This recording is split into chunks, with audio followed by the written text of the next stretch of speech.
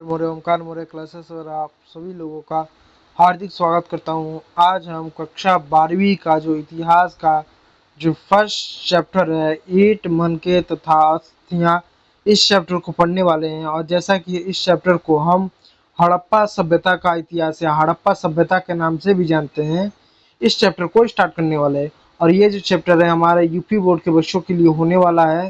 तो new pattern पर, new syllabus पे आपको हड़प्पा सभ्यता को पढ़ना है। आप देख सकते हैं हड़प्पा सभ्यता की कुछ ये चित्र मैंने लगा सकता है, मैंने कुछ फोटो लगाया है। इससे आपको देखकर एक लगभग आपको हड़प्पा सभ्यता का अनुमान हो सकता है कि ये सभ्यता कैसी रही होगी। इस सभ्यता के बारे में हमको क्या पढ़ना रहेगा, इस सभ्यता के बारे में हमें बहुत कुछ जानने और सीखने को मिलेगा। तो चलिए देर न करते हुए इस क्लास को आगे बढ़ाते हैं।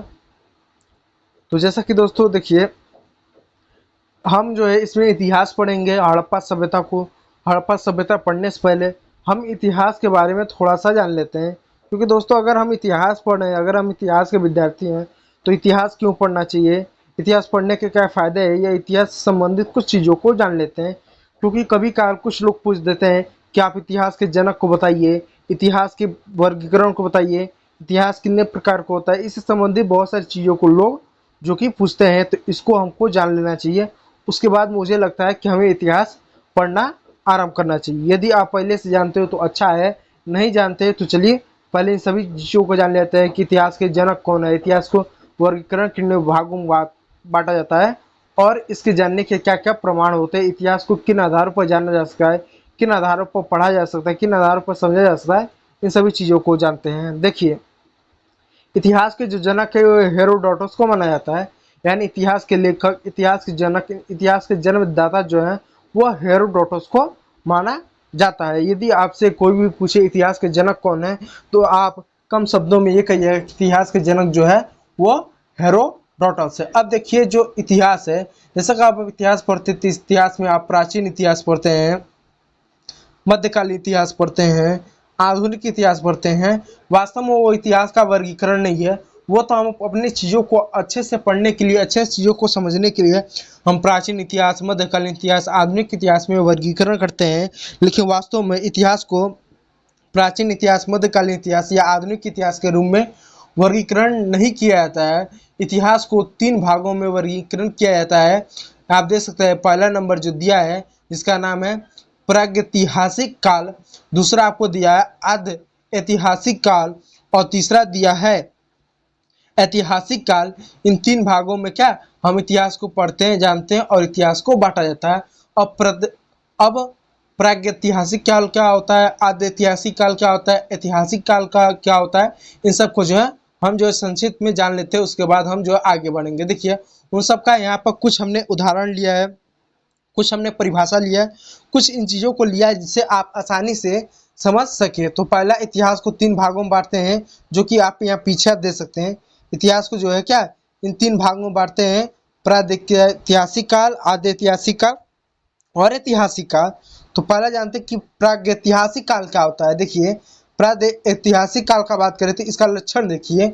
प्रागैतिहासिक काल में जो हमें कोई भी हमको क्या लिखित साक्ष्य नहीं मिलता, यानी आज हम इतिहास का अध्ययन करते हैं तो बहुत सारे हमको लिखित साक्ष्य मिलते हैं, जैसे धर्म ग्रंथ है, उसके बाद धर्म ग्रंथ है, विदेश यात्रियों की जो यात्रा वृत्तांत है, लिपि है, पांडुलिपि है, अभिलेख है, सिक्के, ऐसे बहुत सारी लिखित स्रोत मिलते हैं, लिखित साक्ष्य मिलते हैं, जिस वजह से हम उस समय का, उस कालखंड के इतिहास को पुनर्जीवित करते हैं, पुनः जानने का प्रयास करते हैं इतिहास कैसा लिखा गया, किस तरह से लिखा गया। लेकिन यहाँ पर ये जो प्रागैतिहासिक काल होता है, यहाँ पर कोई भी लिखित साक्ष्य उपलब्ध नहीं मिलता है, कोई भी क्या लिखित साक्ष्य उपलब्ध नहीं होता है, और पुरातात्विक साक्ष्य उपलब्ध है। और क्या पुरातात्विक साक्ष्य उपलब्ध है। पुरातात्विक साक्ष्य का मतलब जैसे कुछ बर्तन हो गए, कुछ औजार हो गए, कुछ आभूषण हो गए, इस तरह की कुछ ऐसी चीज़ें जो वस्तु के रूप में हमको उपलब्ध मिलती है। उदाहरण के लिए जैसा हम ले लें पाषाण काल। पाषाण काल में कोई भी लिखित साक्ष्य नहीं मिलता है, लेकिन हमें क्या पाषाण काल में बहुत सारे हथियार मिलते हैं, बहुत सारे उपकरण मिलते हैं, बहुत सारे इन प्रारंभिक मानव द्वारा उपयोग में लाए गए बहुत सारी वस्तुओं को मिलते हैं। इसलिए पाषाण काल है, मध्य पाषाण काल है, पूर्व पाषाण काल, इन सभी कालों को क्या हम प्रागैतिहासिक काल में मिलते हैं, जहाँ पर हमें किसी भी लिखित साक्ष्य का हमको कोई जानकारी नहीं मिलती है, लेकिन पुरातात्विक साक्ष्य का कुछ औजार हुए, कुछ हथियार हुए, कुछ हड्डियों के उपकरण हुए, इसका हमको क्या साक्ष्य मिलते हैं। तो पाषाण काल से पहले जो भी इतिहास रहा उसको प्रागैतिहासिक इतिहास काल कहा जाता है। फिर आ जाइए अब दूसरे नंबर पे, फिर दूसरे नंबर पर आता है आग्द ऐतिहासिक काल। अब आग्द ऐतिहासिक काल क्या होता है उसका लक्षण देखिए। जो आग्द ऐतिहासिक काल होता है उसका लक्षण देखिए, लक्षण क्या बता रहा है। आग्द ऐतिहासिक काल का जो लक्षण होता है, इसमें लिखित साक्ष्य उपलब्ध होता है, यानी इसमें कुछ लिखित साक्ष्य उपलब्ध होता है, जैसे अभिलेख हो गए, सिक्कों पर कुछ लिखा हुआ है, किसी पत्थर पे कुछ लिख दिया गया है, किसी भवन पे कुछ लिख दिया है, कुछ हमें लिखित साक्ष्य दस्तावेज मिलते हैं, लेकिन गूढ़ एवं अपठनीय है। लेकिन वो क्या एक तरह से अपठनीय है, उनको पढ़ नहीं सकते, उनको पढ़ने के पास हमारी जानकारी नहीं है। उदाहरण के लिए जैसे सिंधु घाटी सभ्यता ले लें, सिंधु घाटी सभ्यता में हमको लिपि की जानकारी तो मिलती है, उनको लिपि की जानकारी मिलती है, लेकिन हम उसे क्या पढ़ नहीं सकते, वो अपठनीय है। तो कुछ ऐसे साक्ष्य मिलते हैं, कुछ ऐसे सभ्यताओं की जानकारी मिलती है जहाँ पर लिखित साक्ष्य मिलते हैं, कुछ पुरातात्विक साक्ष्य भी मिलते हैं, कुछ औजार हो गए, कुछ मूर्तियां हो गई, कुछ भवन निर्माण हो गए, इस तरह की बहुत सारी चीजें मिलती हैं, लिखित साक्ष्य भी मिलते हैं, लेकिन हम लिखित साक्ष्य को पढ़ नहीं पाते हैं और समझ नहीं पाते हैं कि वो काल कैसा रहा होगा, वो समय कैसा रहा होगा, वो समाज कैसा रहा होगा। और जो पुरातात्विक साक्ष्य जैसे मकान हो गया, भवन हो गया, जो उनके हथियार हो गए, जो उपकरण हो गए, इस तरह की चीजों से क्या हम इतिहास को जन्म देते हैं, इतिहास को समझने या जानने का प्रयास करते हैं। तो हड़प्पा सभ्यता कैसा है, वो आग्नेय ऐतिहासिक काल में था, जहाँ पर लिखित साक्ष्य तो उपलब्ध है, लेकिन उनके लिखित साक्ष्य को पढ़ा नहीं जा सकता, वो अपठनीय है। उदाहरण के लिए सिंधु घाटी सभ्यता। ठीक है, मैं उम्मीद कर रहा हूँ कि आपको चीजें समझ में आ रही होगी। यदि चीजें समझ में आ रही है तो वीडियो को जरा आप लाइक, यदि वीडियो अच्छा लग रहा है तो इसको जो है जरा आप एक लाइक करते चलेगा और चैनल को सब्सक्राइब आगे देखते हैं। ठीक है, तो ये जो है हमारे क्या प्रागैतिहासिक काल का लक्षण जान लिए, आग्नेय ऐतिहासिक काल का जो है हम जो है लक्षण जान लिया। अब अगला लक्षण आते हैं, किसको जानते हैं, अगला लक्षण है ऐतिहासिक काल का लक्षण जानते हैं।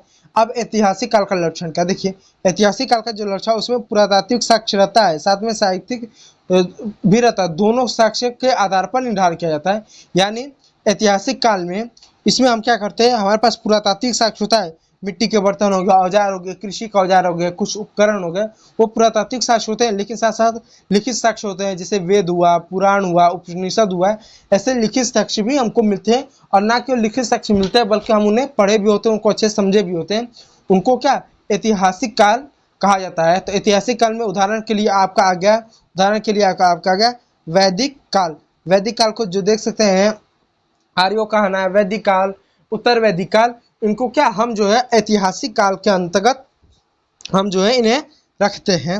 अब चलिए आगे, अब यहाँ से जो है अब हम इतिहास को आरंभ करते हैं। देखिए ये तो हमने जान लिया कि इतिहास कितने प्रकार का होता है, इतिहास का वर्गीकरण देख लिया।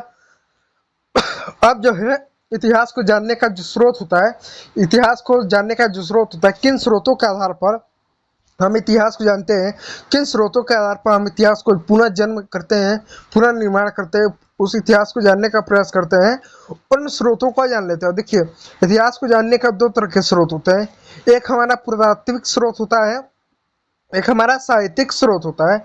अब पुरातात्विक स्रोत क्या हुआ, देखिए पुरातात्विक स्रोत में क्या क्या आता है। देखिए पुरातात्विक स्रोत में अभिलेख आ गया, कुछ अभिलेख हो गए, अभिलेख यानी जैसे कोई ये देखिए कोई तांबे की ऐसी धातु है, उस पर कुछ लिखवाया गया है, कोई पत्थर है उस पर कुछ लिखवाया गया, ये एक तरह से अभिलेख आते थे। एक तरह से अभिलेख समझिए एक तरह के दस्तावेज होते थे, कुछ हमको सरकारी दस्तावेज हो गए, कुछ हमें राजाओं महाराजाओं के द्वारा लिखे दस्तावेज हो गए, वो अभिलेख मिलते हैं, जिससे क्या हम इतिहास का अनुमान लगाते हैं उन समय समाज जो है ऐसा रहा होगा, समाज ऐसा रहा होगा, प्रशासन ऐसा रहा होगा, लोग ऐसे रहेंगे। इन अभिलेखों से हम क्या पहला तो इतिहास जानने का प्रयास करते हैं। फिर दूसरा आता है स्मारक एवं भवन। दूसरा इतिहास को जानने का जो तरीका होता है वो होता है स्मारक। कोई मान लीजिए कोई किला है, कोई महल है, कोई दुर्ग है, कोई भवन है, उनके माध्यम से क्या हम इतिहास को जानने का प्रयास करते हैं, क्योंकि जब उनको बनाया जाता है तो उनको बनाने में बहुत सारी धातु का प्रयोग किया जाता है, बहुत सारे धातु विज्ञान लगा होता है, उसके साथ साथ उसमें कुछ लिखावट मिलती है, कुछ उनकी संरचना को देखने मिलता है। इनके मदद से क्या हम इतिहास को जानते हैं, किस शासक ने कब बनवाया, क्यों बनवाया, और उनके आकृति से, उनके बनाए हुए संरचना से हम जानते हैं, जान सकते हैं कि उनका अर्थव्यवस्था कैसा रहा होगा, वो कितने मजबूत रहे होंगे। जैसे एग्जाम्पल तौर पे अगर आपने देखा होगा, जो शाहजहां है, शाह जो शाहजहां था, उसने लाल किला बनाया, उसने ताजमहल बनाया और बहुत सारी चीजों को बनाया। तो क्यों बनाया? क्योंकि शाहजहां ने इस वजह से बनाया क्योंकि अकबर के बाद, अकबर जब अपने शासन काल में था तो उसने बहुत बड़े अपने अपने संतुलन का, मुगल संतुलन का, मुगलिय संतुलन का विस्तार किया था। बाद में जहांगीर उसका बेटा, उसने भी अच्छा खासा एक तरह से विस्तार किया था। तो शाहजहां के पास एक अच्छा खासा पैसा था, एक अच्छा खासा धन था, सब कुछ था आर्थिक रूप से, जो कि शाहजहां मजबूत था। इसलिए किले, किले, महल सब कुछ बनाए। जैसे कोई शासक चाहता है वो किलों का निर्माण कराए, वो महलों का निर्माण कराए, तो उसके चाहने से नहीं हो जाता है। उसके लिए पैसा भी तो लगेगा, धन भी तो लगेगा। और धन के लिए क्या चाहिए? जब आप आर्थिक रूप से मजबूत हो और शांति हो, शांति व्यवस्था हो। तो शाहजहां शासन काल में बहुत ज्यादा शांति थी, उस समय बहुत ज्यादा मुगलों को युद्ध नहीं करना पड़ता था और आर्थिक रूप से भी मजबूत थे। इसलिए वहां पर देख आपको क्या बड़े पैमाने पर कला संस्कृत के बहुत सारे, बहुत बड़ा पैमाने पर क्या स्मारक हो गए, भवन हो गए, इसके निर्माण की आपको क्या जानकारी आपको देखने को मिलती है। तो किसी भी काल में यदि बड़े पैमाने पर स्मारक है, भवन है, बिल्डिंग है, किला है, दुर्ग है बनाया जाता है, तो उससे पता चलता है कि वो काल कितना शांति का होगा, कितना समृद्धि का काल होगा, ये जानने का हमको मिलता है। फिर उसके बाद तीसरा जानिए, पुरातात्विक स्रोत में तीसरा आता है सिक्के। उस सिक्के के आधार पर भी हम जान सकते हैं इतिहास को, किन राजाओं में राजाओं का शासन था, कितना वो वैल्यू देते थे, कितना आर्थिक रूप से मजबूत थे, वो सिक्के सोने के थे कि तांबे के थे कि कांसे के थे, इससे भी जानकारी मिलती है। उस पर कुछ चित्र बने होते थे, कुछ लिखावट से हमको इतिहास को क्या जानने में हमको मदद मिलती है। फिर उसके बात आ गया मूर्तियाँ। अधिकांश मूर्तियाँ मूर्तियाँ दो चीज़ों के बारे में हमको जानने को मिलती है। एक तो धर्म के बारे में जानने को मिलती है, एक तो राजा के बारे में। क्योंकि कुछ ऐसी मूर्तियाँ होती है जो धार्मिक मूर्ति होती है, किसी ईश्वर से जुड़ी मूर्ति होती है, उनसे क्या उस समाज के बारे में जानने का मिलता है। जैसे हड़प्पा सभ्यता में कुछ महिलाओं की मूर्ति मिली है, एक महिला के भ्रूण से क्या पौधा उगते हुए दिखाया गया, जिससे पता चलता है कि हड़प्पा सभ्यता के लोग क्या मातृ प्रधान थे, यानी महिलाओं की पूजा करते थे, यानी देवियों की पूजा करते थे। एक महिला नर्तकी मिली है जिसके बाप उसने ताबीज बारा हुआ, इससे सब पता चलता है वो काला जादू या अंधविश्वास को लोग मानते थे। एक साधु की ऐसी मूर्ति मिली है, तो एक तरह से मानते हैं कि वहां पर धर्म का भी शासन, धर्म का शासन रहा होगा या धार्मिक वो लोग रहे होंगे, इसका क्या मूर्तियों से पता चलता है। और दूसरा, मूर्तियों से राजा को पता चलता है कि उस समय कौन सा राजा शक्तिशाली रहा होगा, किस राजा का उस समय वैल्यू रहा होगा, और जो राजा था कि रानी था, इन मूर्तियों से भी उन सभी चीजों का पता चलता है। फिर पांचवा पुरातात्विक साक्ष्य में आ जाता है चित्रकला। बहुत से ऐसे राजा और महाराजा होते थे, एक सेकंड मुझे ये जरा,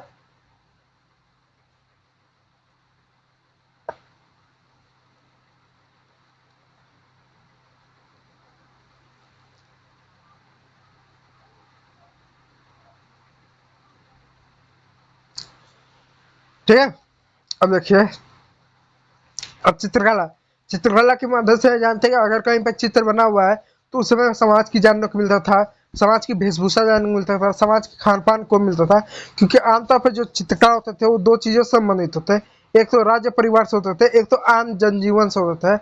आम लोग किस तरह कृषि कर रहे हैं, पशुपालन कर रहे हैं, जीवन कैसा है, समाज कैसा है, धर्म कैसा है, उसे भी चित्रकला से जानने को मिलता है। और राजा महाराजा अपने लिए भी या आने वाली पीढ़ी को उससे सीख सके, इसलिए भी एक तरह से चित्र बनाते थे।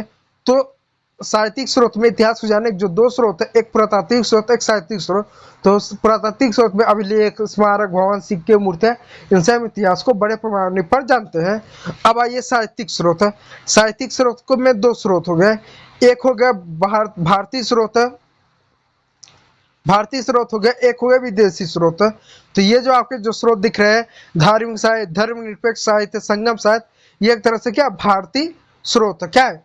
धार्मिक साहित्य, धार्मिक साहित्य में क्या हुआ, जैसे कि वेद हुआ, पुराण हुआ, महाभारत हुआ, उपनिषद हुआ। फिर उसके बाद जैन धर्म हो गया, बौद्ध धर्म हो गया, इनके जो धर्म ग्रंथ हुए हैं, इनके मदद से क्या समाज को जानने को मिलता है, इतिहास को जानने को मिलता है। तो ये धर्म साहित्य आ गए। फिर कुछ होते हैं धर्मनिरपेक्ष साहित्य, जैसे कि चाणक्य का अर्थशास्त्र हो गया, मेगास्थनीज का इंडिका हो गया। इन सभी के माध्यम से क्या हमको इतिहास को जानने को मिलता है। तो यह धर्मनिरपेक्ष साहित्य का आता है। फिर उसके बाद संगम साहित्य आ गया। द साउथ इंडिया में जो संगम साहित्य है, जो कवियों ने एक संगम साहित्य की रचना की, उसके माध्यम से भी क्या हमको जो है क्या इतिहास को जानने को मिलता है। तो ये जो साहित्यिक स्रोत में क्या भारतीय है, ये क्या है साहित्यिक स्रोत में, यह भारतीय। अब चलिए साहित्यिक स्रोत में हम विदेशी स्रोतों को जानते हैं। अब देखिए विदेशी स्रोत में 3 स्रोत आते हैं, जैसे यूनान एवं रोम के लेखक हुए, यूनान और रोम के लेखक हुए, जैसे मेगास्थनीज हो गए। इस तरह के जो लोग हुए यूनान और रोम के लेखक हो गए, हेरोडोटस हो गए, इनके लेखनी से हमको क्या पता चलता है कि इतिहास कैसे होंगे। फिर चीनी यात्रियों के विवरण होंगे, जैसे फाया होगा, हवेंग स्वांग होगा। ये जो लोग होते हैं ये क्या आते हैं, भारत आते हैं, भारत में घूमने के लिए आते हैं, भारत में शिक्षा के लिए आते हैं, भारत को जानने के लिए आते हैं। इससे भी भारत का इतिहास जानने को मिलता है। फिर अरब अरब यात्री हो गए, जैसे कि अल बिरूनी हो गया, इब्न बतूता हो गया। ये भी अरब यात्री जो एक तरह से क्या भारत आए, भारत का भ्रमण किया, भारत को जाना, भारत को समझा, और अपने यात्रा वृत्तांत में लिखता है कि भारत ऐसा है, भारत वैसा है, भारत इस तरह से है। इनके मदद से भी क्या होता है कि हमको इतिहास जानने को मिलता है। तो इतिहास को जानने के लिए कई सारे क्या स्रोत होता है, पुरातात्विक स्रोत और साहित्यिक स्रोत के आधार पर क्या होता है हम जो है इतिहास को जानते हैं। अब देखिए जानने कब मिलता है। अब चलिए हम जिस चैप्टर को स्टार्ट किए थे, हड़प्पा सभ्यता, ईंट मनके तथा अस्थियां। ये जो आपका जो चैप्टर था ईंट मनके तथा अस्थियां, इसमें क्या ईंट मनके जो अस्थियां, इसमें मुख्य रूप से हमको हड़प्पा सभ्यता के बारे में ही पढ़ना पड़ेगा। अब सवाल उठता है कि जब ईंट मनके तथा अस्थियां इस चैप्टर में हमको हड़प्पा सभ्यता के बारे में ही पढ़ना है, तो एनसीईआरटी ने डायरेक्ट क्यों हड़प्पा सभ्यता नहीं लिखा, हड़प्पा सभ्यता का इतिहास नहीं लिखा, सिंधु घाटी सभ्यता का इतिहास क्यों नहीं लिखा, उन्होंने ईंट मनके तथा अस्थियां क्यों लिखा। तो इस वजह से उन्होंने लिखा क्योंकि जैसा कि मैंने बताया कि इतिहास जानने के लिए पुरातात्विक और साहित्यिक स्रोत के आधार पर जानते हैं। और जो हड़प्पा सभ्यता है, जो सिंधु घाटी सभ्यता है, इसको 2 नाम से जानते हैं, या एक प्रसिद्ध नाम संदो सभ्यता है। उसको जानने का जो प्रमाण है वो क्या है, वो ईंट है, वो मनके हैं, वो अस्थियां हैं।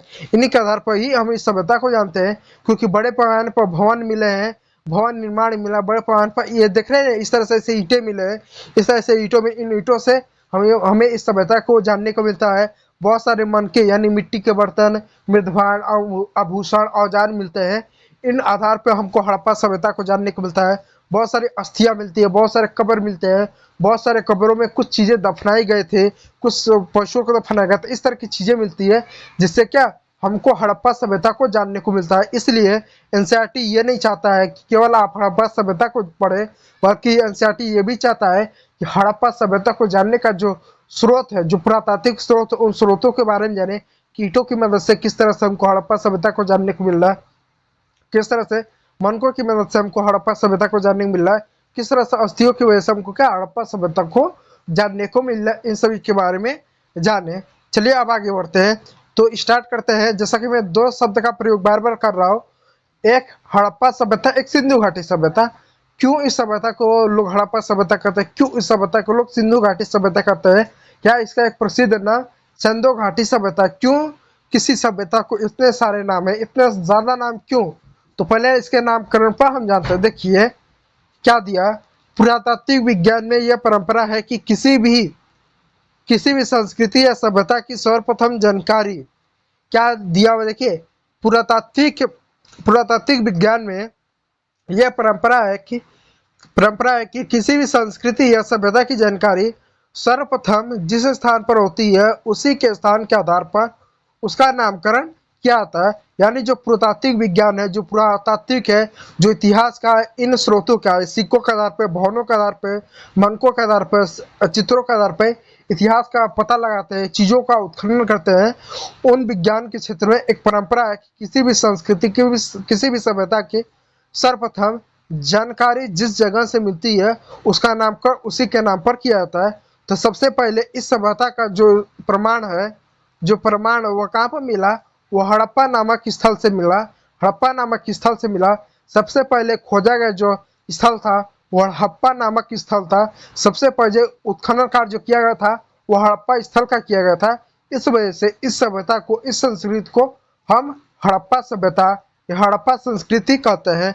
अब एक बात तो और जान लीजिएगा, देखिए जिसको हम हड़प्पा सभ्यता कहते हैं, जिसको हम हड़प्पा सभ्यता संस्कृति कहते हैं, हमको नहीं मालूम कि यह संस्कृति अपने समय में इसको किस नाम से जाना जाता था। हमको नहीं मालूम कि आज जिसको हम भारत कह रहे हैं, जो हमारा भारत देश है, आज से 5000 साल पहले इसको किस नाम से जाना जाता था। हम ये नहीं कह सकते कि आज हमारा जो यूपी है, जो यूपी का हिस्सा है, क्या पता इसको 10,000 साल पहले यदि इंसान रहे होंगे तो इसको किस नाम से बुलाते होंगे, हमको नहीं मालूम। ठीक है, तो इसलिए हड़प्पा सभ्यता आज का नाम है, इसलिए हमने आज का नाम लिया। हमको नहीं मालूम कि 4000 साल पहले, 4500 साल पहले इस राजस्थान के इस वाले क्षेत्र को क्या कहते थे। ठीक है, इस बात को हमेशा याद रखिएगा। तो अब नामकरण को थोड़ा सा जान लेते हैं। इस वजह से हड़प्पा सभ्यता इसको कहते हैं, क्योंकि सर्वप्रथम खोजा गया जो स्थल था वो हड़प्पा सभ्यता था। हड़प्पा सभ्यता के स्थल की वजह से इस संस्कृति का नाम, इस सभ्यता का नाम हम हड़प्पा सभ्यता रखते हैं। अब दूसरी बात जानिए। अब जैसे कि मैंने कहा कि सर्वप्रथम, सर्वप्रथम देखिए मैंने एक शब्द लिखा कि सर्वप्रथम जिस सभ्यता, सर्वप्रथम जिस स्थान पर होती है, यहाँ लिखा ना कि पुरातात्विक विज्ञान में यह परंपरा है कि सर्वप्रथम जिस सभ्यता की जानकारी जिस स्थान पर होती है उसी के आधार पर उसका नामकरण किया जाता है। तो ऐसा नहीं है कि हड़प्पा जो स्थल है इसकी जानकारी सर्वप्रथम हड़प्पा नामक स्थल से मिली है, नहीं ऐसा नहीं है। जो हमारा राजस्थान का जो क्षेत्र है, जो हमारा पंजाब का क्षेत्र है, जब भारत गुलाम था, जब भारत ब्रिटिशर का गुलाम था, जब भारत अंग्रेजों का गुलाम था, ब्रिटिशियर यानी जब ब्रिटेन का जब गुलाम था भारत, तो उस समय क्या था, जो अंग्रेज थे वो पूरे भारत में वो क्या कर रहे थे, जो अंग्रेज थे वो समय क्या कर रहे थे, उस समय क्या कर रहे थे, पूरे भारत में क्या कर रहे थे, रेलवे का निर्माण कर रहे थे। पूरे भारत में क्या कर रहे थे, उस समय जो अंग्रेज थे पूरे भारत में क्या कर रहे थे, रेलवे का निर्माण कर रहे थे। पूरे भारत में ट्रेन का निर्माण कर, पूरे भारत में ट्रेन की पट्टियां बिछा रहे थे। तो उस समय जो पंजाब था, जो राजस्थान था, वो क्षेत्र था, जब वहां पर खुदाई करते थे, जब पट्टियां बिछाते थे, तो उस समय बहुत ज्यादा हमको क्या करता था, इस सभ्यता के जो मकान थे, जो भवन थे, जो बिल्डिंग थे, बनाते समय क्या था, वो पट्टियों को बिछाते समय जमीन में जब खुदाई करते थे तो बहुत ज्यादा ईंटें निकलती थी, ईंटें निकलती थी। तो ये लोग समझ नहीं पाए कि जमीन में इस तरह से ईंटें क्यों निकल पा रहे हैं। कुछ एक दो ऐसे इतिहासकार हुए, कुछ एक दो पुरातात्विक हुए, जो जानने का प्रयास किए कि जो जमीन हम खोद रहे हैं, इस जमीन में कभी कोई बर्तन निकल जा रहा था, कभी कोई ईटा निकल जा रहा था, कभी कोई खजाना निकल जा रहा, आखिर जमीन के अंदर से निकल कैसे रहा है। क्योंकि जमीन के अंदर से अगर कोई ईटा निकल रहा है, जमीन के अंदर से कोई बर्तन निकल रहा है, जमीन के अंदर से मान लीजिए खजाना निकल रहा है, तो इसका मतलब है कि वहां पर पहले कोई रहा होगा, जिसने वहां पर दफनाया होगा, जिसने वहां पर गाड़ा होगा, और जिस व्यक्ति ने गाड़ा होगा उस व्यक्ति को मिल नहीं पाया, उस व्यक्ति का अंत हो गया, उस वो व्यक्ति भूल गया, उस व्यक्ति का समाप्त हो गया। तो बाद में किसी दूसरे व्यक्ति को क्या, वो चीजें अभिलेख के रूप में मिली, सोने के सिक्के के रूप में मिला, मिट्टी के बर्तन के रूप में मिला, अन्य आभूषणों के रूप में क्या, वो सारी चीजें उसको मिली। तो हड़प्पा सभ्यता यानी 1921 से पहले जब हड़प्पा सभ्यता का उत्खनन किया गया था, तो उससे पहले क्या हुआ था, इस सभ्यता की जानकारी 2-3 बार मिली, कई बार मिली, लेकिन जो लोग थे, जो पुरातात्विक थे, इस पर कोई विशेष ध्यान नहीं दिया, उन्होंने उसको इग्नोर कर दिया। या 2-3 लोगों ने क्या किया, इस सभ्यता को क्या किया, इस सभ्यता को वैदिक काल में से जोड़ा कि ये जो भी ईंटें मिल रहे हैं, जो भी सिक्के मिल रहे हैं, जो भी बर्तन मिल रहे हैं, ये हो सकता है जो वैदिक काल है, जो आर्य हैं, उनके शासन काल में मिला होगा, जबकि वो गलत हुए। बाद में 1921 में, उसके बाद देखिए क्या होता है, सन 1921 ईस्वी में जॉन मार्शल के नेतृत्व में, देखिए है जॉन मार्शल, ठीक है, जॉन मार्शल के नेतृत्व में दयाराम साहनी ने हड़प्पा सभ्यता का उत्खनन की शुरुआत की। क्योंकि इससे पहले भी इस सभ्यता की जानकारी मिलती थी, लेकिन कोई भी व्यक्ति इतना विशेष रूप से ध्यान नहीं दिया, कोई बहुत ज्यादा फोकस नहीं हुआ, कोई पूरे मन से इसका उत्खनन नहीं किया, कोई जानने का प्रयास नहीं किया, और किसी ने जानने का भी प्रयास किया तो दूसरे काल में दूसरे समाज से जोड़ा, जो कि वो लोग गलत हुए। ठीक है, जिसमें कनिंघम नाम के एक व्यक्ति थे, एस कनिंघम नाम के व्यक्ति थे, जो इसको क्या किसी दूसरे काल दूसरे समाज के साथ जोड़ते थे, और वो क्या हुआ, वो गलत साबित, उनको एक मुहर भी मिली थी। वो सोचते थे कि ये जो नए नए मिट्टी के बर्तन मिल रहे, जो पुराने जो मिल रहे हैं, ईंटें मिल रहे हैं, सोने कुछ आभूषण मिल जाए, हालांकि आभूषण नहीं मिलता था क्योंकि हड़प्पा सभ्यता में सिक्कों की कोई जानकारी नहीं मिलती है। तो इस तरह की जो चीजें मिल रही थी, उन्होंने क्या किया, जो मोहरे मिली, कुछ बर्तन मिल जा रहे, कुछ आभूषण मिल जा रहा है, तो यह वैदिक काल के जोड़ रहे थे कि नहीं, ये वैदिक काल जो आ रहे थे उनसे संबंधित है, उनसे संबंधित है, इनसे संबंधित है, जबकि वो गलत हुए। तो सन 1921 में जॉन मार्शल के नेतृत्व में क्या हुआ, दयाराम साहनी ने क्या किया, उत्खनन की शुरुआत की। और जब उत्खनन की शुरुआत की तो दयाराम साहनी को क्या, सिंधु घाटी सभ्यता का या हड़प्पा सभ्यता का खोजने का श्रेय दिया जाता है, श्रेय श्रेय दिया जाता है, श्रेय क्या, श्रेय दिया जाता है, किसको दिया जाता है, दयाराम साहनी जिनको इसको खोजने का क्या श्रेय दिया जाता है। और जॉन मार्शल के नेतृत्व में इन्होंने खोजा। और फिर उसके बाद 1926 में जॉन मार्शल ने पूरे दुनिया के सामने एक नई सभ्यता की, एक नई संस्कृति की जानकारी दी, उसके कुछ प्रमाण दिए। और उन्होंने बताया कि भारत में, भारतीय उपमहाद्वीप में एक बहुत पुरानी सभ्यता, जिसका नाम हड़प्पा सभ्यता, जो वैदिक काल से भी पुरानी सभ्यता है, इसके बारे में इन्होंने जानकारी दिया। अब आइए इसके नामकरण पर, जैसे कि कहा, जो देखिए, जैसे कि मैंने नामकरण बता दिया कि सबसे पहले हड़प्पा स्थल खोया गया था, इस वजह से इसको हड़प्पा सभ्यता कहते हैं। लेकिन इसका एक लोकप्रिय नाम क्या है, सिंधु घाटी सभ्यता है। अब सवाल है, इसका एक लोकप्रिय नाम सिंधु घाटी सभ्यता क्यों है, इस वजह से क्योंकि ये जो सभ्यता है जहां पर फैली हुई थी, ये जो सभ्यता है ये सिंधु नदी के किनारे फैली हुई। जैसे क्या, हमारा जो वैदिक काल है, जो हमारे वैदिक काल है, जो आर्य है, उनकी जानकारी कहाँ मिलती है, गंगा यमुना के नदियों के किनारे मिलती है। ठीक उसी प्रकार हड़प्पा सभ्यता की जानकारी, हड़प्पा सभ्यता के लोगों की जानकारी जो मिलती है वो कहाँ मिलती है, वो सिंधु नदी के किनारे मिलती है। जैसे ये मान लीजिए, ये जो है हमारा, मान लीजिए भारत है, ये जो है, जैसे मान लीजिए हमारा भारत है, अब ये मान लीजिए ये पाकिस्तान है। अब ये जो है, आप ऐसा समझ लीजिए कि हमारा सिंधु नदी है। अब ये सिंधु नदी है, तो जो इस सभ्यता की जो हमको जानकारी मिल रही है, इसके आसपास के क्षेत्र में भी मिली है। इस वजह से इस सभ्यता को बहुत सारे लोग, इसके आसपास के जो क्षेत्र है ना, इन्हें क्षेत्र में मिली है। भारत का क्षेत्र, पाकिस्तान का क्षेत्र और कुछ क्षेत्र अफगानिस्तान का, इन क्षेत्रों में जानकारी मिली है। इसलिए बहुत सारे लोग क्या कहते हैं, इस सभ्यता को सिंधु घाटी सभ्यता कहते हैं, क्योंकि सिंधु नदी नदी के किनारे यह सभ्यता का विकास हुआ, इस सभ्यता की जानकारी मिलती है, ये सभ्यता का अपने परिपक्व अवस्था मानी जाती है। इस वजह से इसको कुछ लोग सिंधु घाटी सभ्यता या कुछ लोग सैंडो सभ्यता भी कहते हैं। तो तीन नाम, हड़प्पा सभ्यता, सिंधु घाटी सभ्यता या सैंडो सभ्यता, या इसको सभ्यता की जगह संस्कृति भी कह सकते हैं। हड़प्पा संस्कृति, सिंधु घाटी संस्कृति या सैंडो संस्कृति भी आप जो है कह सकते हैं।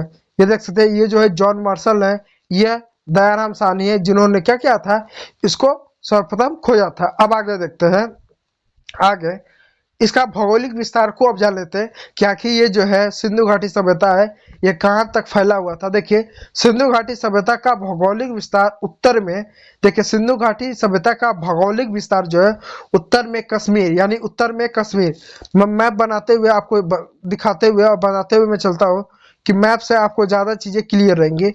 समझ लीजिए, ये मैप है भारत का, ये समझ लीजिए, ये एक सेकेंड, इसको जरा अच्छे से कर दें।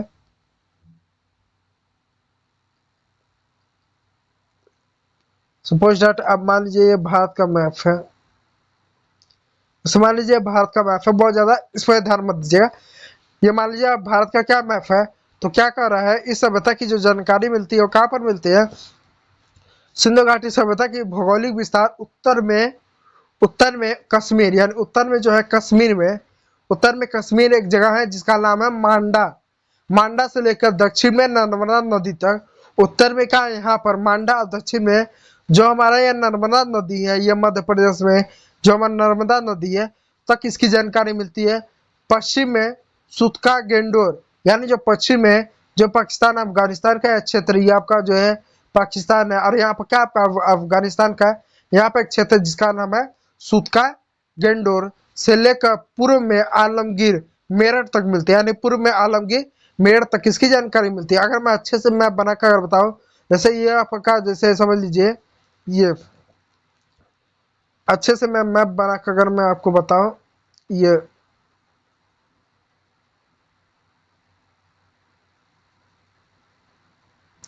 मान लिया भारत है, ये पाकिस्तान है, ये अफगानिस्तान है, ठीक है। भारत, पाकिस्तान और अफगानिस्तान, ये अफगानिस्तान का यहाँ तक है, ठीक है। ये जो है भारत, ये पाकिस्तान है, अफगानिस्तान। अब ऐसा समझिए कि अब ऐसा समझिए कि उत्तर में जो है यहाँ पर एक जगह जिसका नाम है मांडा, उत्तर में मांडा और दक्षिण में नर्मदा नदी तक, यहाँ तक है, इसकी जानकारी मिलती है। और पश्चिम में बात करें, यहाँ पर सुतका गेंडो नाम का एक जगह है जो अफगानिस्तान में पड़ता है, जो सबसे पश्चिमी क्षेत्र है, पड़ता है सुतका गेंडोर। और पूर्व में मेरठ में आलमगीरपुर है। तो एक तरह से ये अगर आप देखें तो इस सभ्यता की जानकारी जो है हमको इतने बड़े क्षेत्र में, यानी आपको इतने बड़े क्षेत्र में आपको जो है इस सभ्यता की जानकारी मिलती है। यानी पाकिस्तान, अफगानिस्तान और भारत के इतने बड़े क्षेत्र में आपको इस सभ्यता की जो है जानकारी जो है आपको मिलती है, इस सभ्यता की जानकारी जो है मिलती है। और यह सभ्यता का जो भौगोलिक विस्तार है वो त्रिकोणीय है, त्रिकोणीय आकार में ये जो सभ्यता जो है फैली हुई है, ठीक है। उम्मीद कर रहा हूँ कि भौगोलिक विस्तार को आप समझ पा रहे हैं। अब आगे देखिए, सिंधु घाटी सभ्यता के अंतर्गत भारत के गुजरात, राजस्थान, हरियाणा, पश्चिमी उत्तर प्रदेश के कुछ भाग, पाकिस्तान का सिंध, पाकिस्तान का पंजाब तथा बलूचिस्तान। देख लीजिए जरा एक बार फिर से नाम पर ध्यान दीजिएगा, नाम एक बार फिर से ध्यान दीजिएगा। आपको इसका पीडीएफ मिल जाएगा, पीडीएफ की आप चिंता मत कीजिएगा। Omkar Maurya classes Telegram channel को ज्वाइन कीजिएगा, आपको अच्छे से पीपीटी, अच्छे से आपको पीडीएफ मिलेगा। उसका भौगोलिक विस्तार देखिएगा, सिंधु घाटी सभ्यता के अंतर्गत भारत के गुजरात, राजस्थान, हरियाणा, पश्चिम उत्तर प्रदेश का कुछ भाग, पाकिस्तान का सिंध, पंजाब, बलूचिस्तान और अफगानिस्तान के कुछ भाग शामिल है। इतने बड़े भाग में क्या इस तरह से जो है ऐसा जो है फैला हुआ त्रिकोणीय आकार में कौन फैला हुआ, सिंधु घाटी सभ्यता फैला हुआ। अब और कुछ जान लीजिए इसके बारे में। यह उत्तर से दक्षिण में 111 किलोमीटर, यानी ये जो है जो आपका जो सिंधु घाटी जो सभ्यता है कुछ इस तरह से ऐसे समझ लीजिए, ये समझ लीजिए भारत है आपका, ऐसा समझ लीजिए ये जो है ये पाकिस्तान हो गया, ये अफगानिस्तान हुआ। तो उत्तर से लेकर दक्षिण में 1600 किलोमीटर तक फैला हुआ है, 1600 किलोमीटर तक फैला हुआ, सॉरी 1100 किलोमीटर फैला है, यानी उत्तर से दक्षिण में 11 किलोमीटर फैला हुआ। और पूर्व से पश्चिम में, यानी पूर्व से लेकर यानी मेरठ, आलमगीरपुर से लेकर अफगानिस्तान सुकता गेंडोर तक 1600 किलोमीटर तक क्या ये जो है फैला हुआ है। कुछ इस तरह से ये जो है 1100 किलोमीटर तक फैला हुआ है। और ये जो है 1600 किलोमीटर तक क्या यह जो है फैली हुई एक तरह से त्रिकोणीय सभ्यता है, त्रिकोणीय आकार में फैली एक सभ्यता है। उत्खनन तथा अनुसंधान द्वारा अभी तक सिंधु घाटी संस्कृति के लगभग 2800 स्थल का जानकारी हुआ है। जैसे मैंने हड़प्पा सभ्यता क्या बताया, हड़प्पा सभ्यता एक जगह है, क्या एक जगह, एक स्थल है, जगह है। ठीक उसी प्रकार इस सभ्यता में इतने बड़े भौगोलिक क्षेत्र में इसके 2800 क्षेत्र पाए गए, 2800 स्थलों की जानकारी मिली है, 2800 स्थलों की क्या जानकारी मिली है, ज्ञात किए गए, जिनमें से सिंधु घाटी सभ्यता की तीनों अवस्थाएं मिलती है, जिसमें से क्या सिंधु घाटी सभ्यता की तीनों अवस्थाएं मिलती है। अब तीनों अवस्थाएं मिलती है इसका क्या मतलब, देखिए कोई भी संस्कृति एक बैग नहीं आ जाती है। जैसे मान लीजिए हम मान लेते हैं यहाँ के जो लोग थे एक समय ना होगा कि आदि मानव ये भी रहेंगे, ऐसा नहीं कि पहले धरती पर से डायरेक्ट आ गए जमीन फाड़ के निकल गए एकदम विकसित थे, पहले ये भी आदि मानव रहेंगे कि नहीं रहेंगे, आदि मानव रहेंगे कि नहीं होंगे। ये भी पत्थर के कुछ औजार का प्रयोग करते होंगे, ये भी कुछ मिट्टी के बर्तन का कुछ प्रयोग करते होंगे, ये भी झोपड़ी में रहते होंगे, ये भी मिट्टी या फूस के घर में रहते होंगे। धीरे धीरे धीरे धीरे जैसे समय बीतेगा इन्होंने अपना विकास किया। तो जो प्रारंभिक चरण था जिसमें मिट्टी के घर में रह रहे हैं, छोटे मोटे जानवरों का शिकार करके खा रहे हैं, फल फूल खा रहे हैं, तो ये क्या इनका प्रारंभिक चरण है, अभी ये विकसित नहीं हुआ है, अभी अपना विकास कर रहे थे। इनका पहला प्रारंभिक चरण है। फिर दूसरा इनका कौन सा चरण है, दूसरा चरण ये वो चरण है, देखिए प्रारंभिक इनका कौन सा चरण, देखिए आरंभिक हड़प्पा सभ्यता का जो चरण है वो 3000 ईसा पूर्व से लेकर 2300 ईसा पूर्व तक माना जाता है।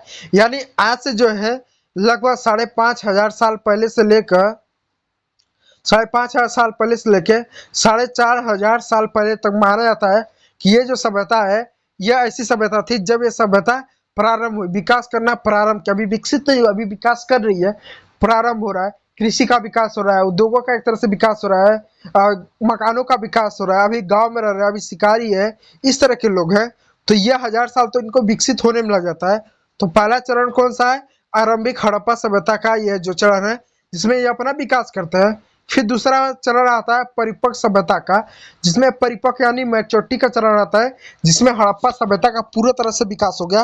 अब हड़प्पा सभ्यता के लोग गांव में नहीं बल्कि शहर में रह रहे हैं, गांव में नहीं बल्कि लोग शहर में रह रहे हैं, और बल्कि दो मंजिले भवन में रहे हैं, पक्की ईंटों का प्रयोग कर रहे हैं, पक्के घरों में प्रयोग कर रहे हैं, पक्की नालियां हैं, पक्के सड़क है, स्नानागार है, अन्नागार है, अच्छे खासे जो है परिवहन है, व्यापार कर रहे हैं। इस तरह से इनका परिपक्व अवस्था मानी जाती है।